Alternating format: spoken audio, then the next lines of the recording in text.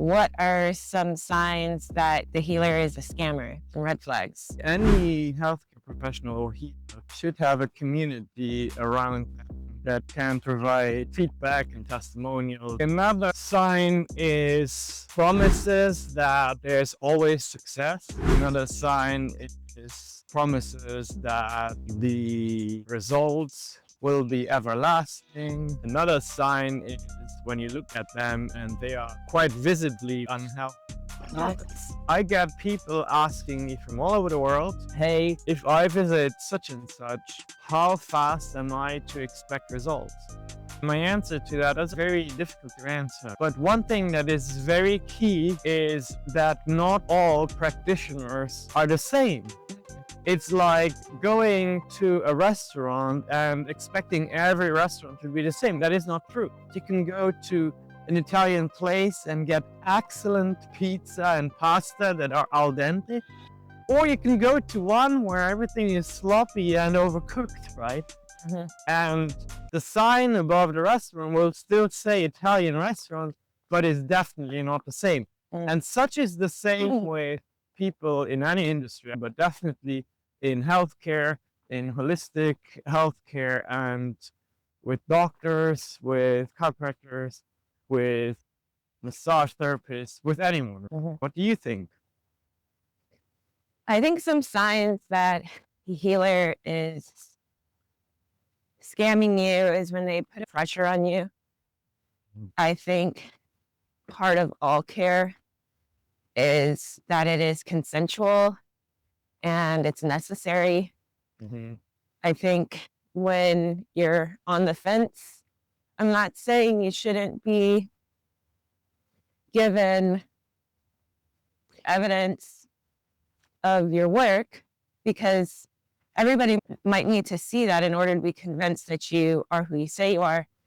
But once it comes down to people pressuring you into things, you always have to take a step back and ask why the pressure. Understand that a big part of healing is consent, because the person themselves has to want the healing. And it should be a red flag to a practitioner or healer too, if the person doesn't want it. If you want it more than they do, then they're not a good fit. It's not a good fit for you. It won't work. And it will also not work. And by the way, that pressure doesn't just have to come from the healer or the practitioner. We've known many people that have people come to us, but they didn't really want, and they don't achieve the same results because they didn't want it. And there's so much around identity with illness. It can play a role in someone getting healed. So the mind is very powerful and will work with the nervous system to lock in an identity that someone chooses, sometimes consciously or unconsciously.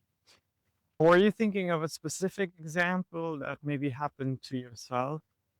No? I'm not thinking of somebody. I think there's a difference between being made aware of something. Hey, did you know that I'm not the fittest that I've ever been? So I would like some people. Andrea, Or you look like peeled out of a Greek mold. Oh, thank you. But there's some definition and some tone that I would like to have. So yeah, I would. You basically have a six-pack. In these industries, there's a lot of pressure, unfortunately, in the wellness community to do things that you're not really looking for. And I think that that hurts the industry as a whole, because you're looking for a way to sell them something that they may not even want or need. I used to have a dentist who, each time I went there, they wanted me to do some cosmetic procedure that I never cared for. Why would you ask someone? It's a perfect example. Right? Yeah, it's a perfect example. My so-called gynecologist recommended me a hysterectomy. Where did that even come from? The pressure was coming from her because I was complaining about pain, which is common, but it's costly. It's a life-changing decision. It takes forever to recover from, and it wasn't medically necessary. That was a red flag that I needed to change gynecologists because it was no longer acting from my best interest. It was acting from frustration. And I don't know what the end goal was for her, but that would be a red flag of the pressure that you sense to do something that you don't necessarily need to do. It's not to say you don't need hysterectomies. There's plenty of women in the world that do. But when it comes down to whether or not it's the best, it should never be a first. Oh yeah, at first. Yeah. First in the run. Why? Other red flags from healers or practitioners would be well, following up. Like, I think if a healer or a doctor or anybody really cares about you and they've seen you and they've treated you, they'll follow up. And I think if they're confident in what they have done, they'll follow up. So, like, whether the results are what you want them to be or not, I think if you really care about that person that you're taking care of, then you will make sure that you did, that the results have something to show for it. Right. And I think it's a red flag when they don't. Even if the touch point doesn't come from you, let's say it comes from an assistant, or even if it's automatically generated. Yeah. I think it makes a big difference. Sometimes they still have something going on and you can take care of it so quickly and it makes a difference to their lives. Yeah, or they'll tell you, yeah, I've been great and there's even more, and you would never have known. You would never know because you didn't follow up. You didn't ask. Yeah. Yeah, your clients are weird like that. You'll change their world and just move on. I love this. Didn't let you know. By the way, I'm no longer using my walker. Yeah. No, that we had that recently where the woman said, oh, and my vision improved. Yeah, that's good. When we say vision improved, it's usually relaxation around the eye muscles. So it's not that we can fix the shape of the lens or whatever is going on in your eye structurally, but often the distortion happens because there's muscles around your eye that are just cramping. Yeah. And then when that relaxes, there's gradual improvement in the eyesight. So it's not like we make the blind see again, but it can be quite impactful, as it has been for me. You've seen me, a lot of my videos wearing glasses. Recently, I'm not wearing glasses and I don't wear contacts either. It's powerful. I think it's good for people to know that we are aware. People are trying to figure out what is a good healer. How do I even know? How can I tell? The wellness industry is blowing up. There's lots of people, like even in sound healing, like it seems like everybody and their mothers, anybody can just get a singing bowl now and just start banging on it. There's methods, and yeah, it's relaxing, but is it really? Like, not everybody needs the same therapy. A good green flag is when a practitioner offers you something that is suitable for you. And a red flag is when everybody gets the same treatment. So, what are some green flags in healers? I would say the inverse, what I mentioned earlier, not making, saying that things can come, and also not dismissing modalities, because if we truly believe that everything is one, and everything is connected, there are aspects of your health that you cannot touch because you are not the specialist. For example, some things like we are not dentists, we are not surgeons. Just generally in life, it's a red flag. That doesn't mean you can't be warning and have a critical eye on the industry, but it means that you can definitely also say, you need to go see the dentist. You need to do this or that. Knowing where you're, exactly. I think if you find a healer that's not willing to collaborate, it's a red flag. If they're so insecure that they're not willing to turn you over to any other specialist, like you mentioned, that is a red flag. Like, is it pride? Is it insecurity? What is the reason why you're not willing to work with other people that could help your patient or client get better? You have to ask that question. Mm-hmm. Now, it doesn't mean you can't help point them to the right people, but it does mean that there is some lack of consideration for the actual person if you're not. Mm-hmm.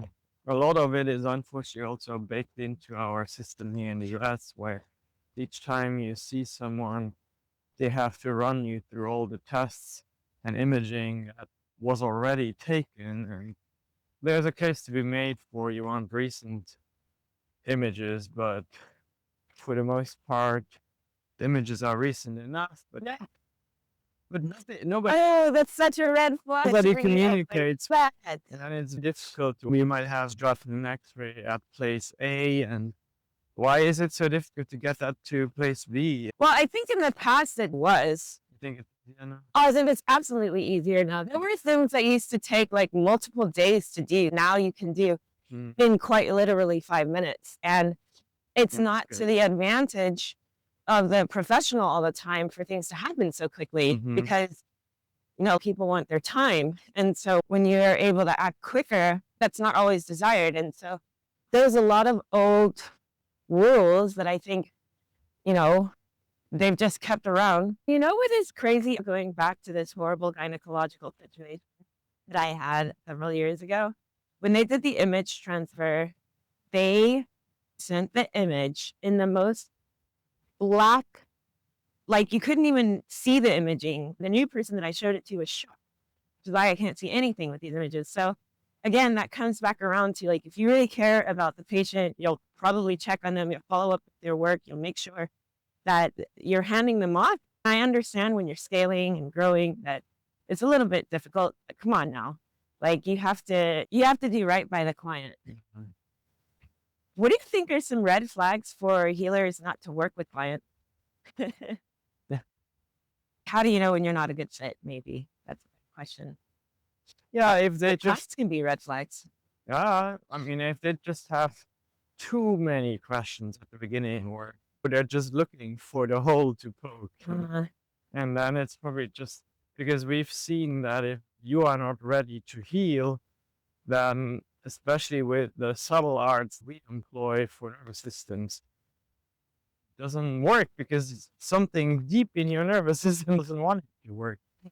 And then also, again, everything works conversely, because if they just bash every single health they've seen in the past, you already know their skepticism level is super high. What happens when you go home? Is the first thing you do is get drunk or smoke or subject your body to something that's really not healthy? Nobody.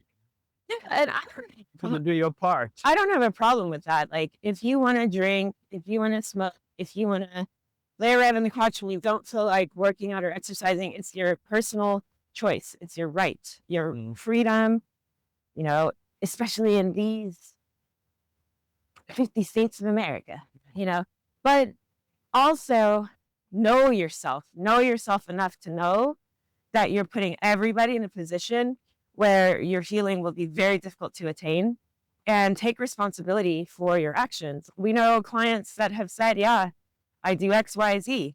We love the honesty because then it lets us know what we're dealing with and if we're fit or what to expect after treatment. I agree though, but if you are bashing everybody and you have a lifestyle that is not exactly the best or healthiest, then maybe it's time to take a look at why that is. Overall, we want your best. We want you to feel good.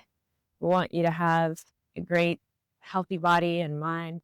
These are some red flags and green flags we've identified, and we hope it's been helpful.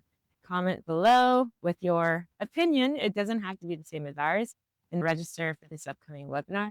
I'll see you on Saturday at 10 a.m. You. Thank you.